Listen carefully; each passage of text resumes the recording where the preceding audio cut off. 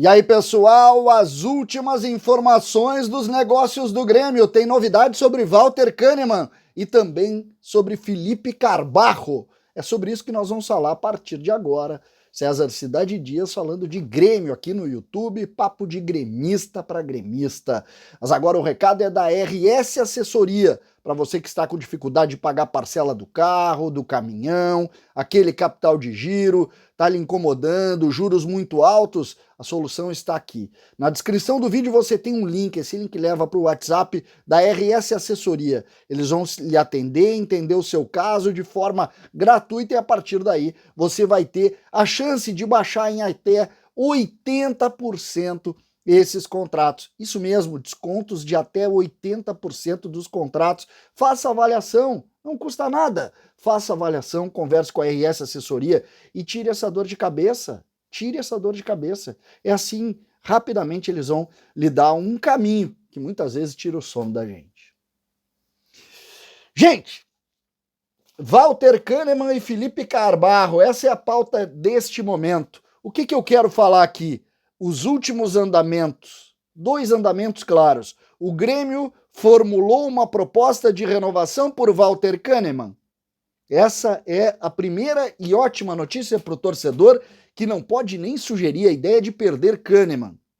Quero dar um andamento nisso porque é importante a gente salientar que o Grêmio está muito preocupado com as finanças, muito preocupado, e tem colocado isso também nas negociações que tem feito. É verdade, hoje no vídeo pela manhã a gente falou da aproximação de empresários, mas não é por fartura, é por organização. Não é para gastar mais do que pode, como o Grêmio fez em determinado momento, é por tentar organizar e não deixar que nenhum buraco se resolva. O Grêmio busca isso.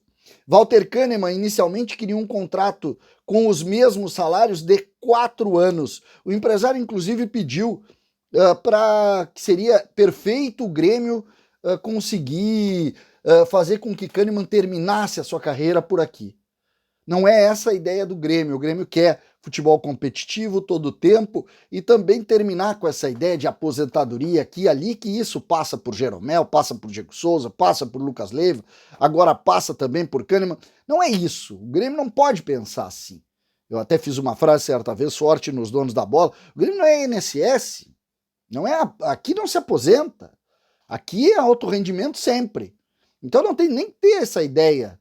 A aposentadoria não é aqui. Mesmo para os atletas que foram formados aqui, como o Lucas Leiva.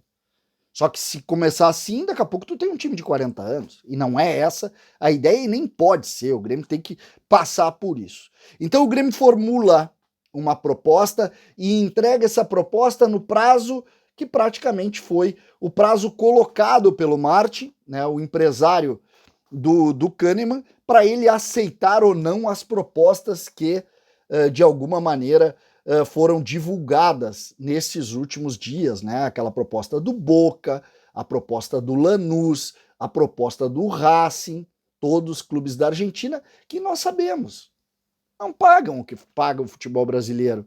E principalmente um jogador tão valorizado aqui. Ninguém vai chegar no valor do Grêmio. Agora, o Grêmio pode e deve estar fazendo isso também pensando, pô, se eu tiver que sair a contratar um jogador desses, quanto eu pagaria? Por exemplo, o que a gente tem escutado sobre Rodinei e Reinaldo. O Grêmio tendo que pagar luvas, o Grêmio tendo que pagar salários altíssimos, levando o custo desses jogadores para muito alto. Isso é o que a gente está escutando. Isso é o que a gente está escutando aí. E isso, obviamente, também pesa na hora de decidir o salário para o Kahneman. Eu, sinceramente, acredito nesse momento e acho que o otimismo do Grêmio, de alguma maneira, encaminha para um acerto, uma renovação, um meio termo entre a ideia do Grêmio de reduzir metade do salário e o salário inteiro, diminuindo o tempo de contrato também, e o Kahneman continuando por aqui com alguns gatilhos que determinem ali na frente o aumento de salário em nome ali se o Kahneman conseguir cumprir o número mínimo de jogos por temporada. É basicamente isso, com o Grêmio renovando com Walter Kahneman, e eu espero isso sinceramente entre sexta e segunda-feira, que as coisas estejam solucionadas no campo de Walter Kahneman, o Grêmio formando mais uma vez a sua zaga com Pedro Jeromel e Walter Kahneman. Passado isso, vamos para Carbarro, Felipe Carbarro, meia médio volante da equipe do Nacional de Montevidéu, porque tem notícia por aí também. A primeira proposta do Grêmio foi recusada pela equipe do Nacional. O jogador está acertado financeiramente com o Grêmio.